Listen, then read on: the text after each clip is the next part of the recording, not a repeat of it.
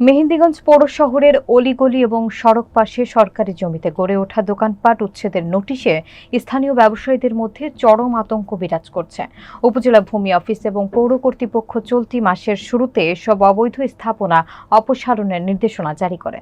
বিস্তারিত থাকছে ইউসুফ আলী সৈকতের প্রতিবেদনে।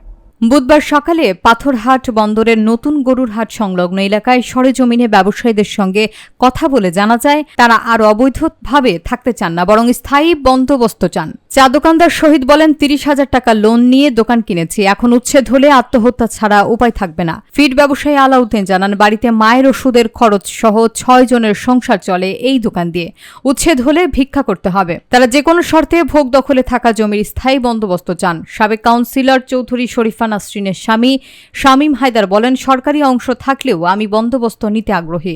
উপজেলা সহকারী কমিশনার এস.এম. মশিউর রহমান জানান, একদিনের সময় বাকি, এরপর শুরু হবে উচ্ছেদ অভিযান। ইতোমধ্যে 15টি অবৈধ স্থাপনার নোটিশ দেওয়া হয়েছে।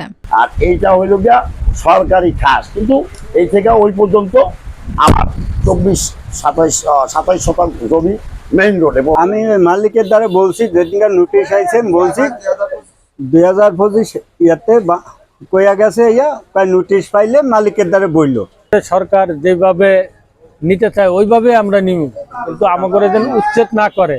আমরা গরিব মানুষ, আমরা কোথায় যাবো? আমরা এলে তো বাল বাচ্চা লইয়া খাই চলি। আর এখন জিনিসপত্র যদি এই মনে করেন এটা যদি না হয় থাকে, তাহলে আমার মনে করেন পথে আছে আর কি, বসা ছাড়া আর কোনো উপায় নেই। নোটিশটা মনে করেন আমাদেরকে দেওয়া গেছে 15-16 দিন আগে।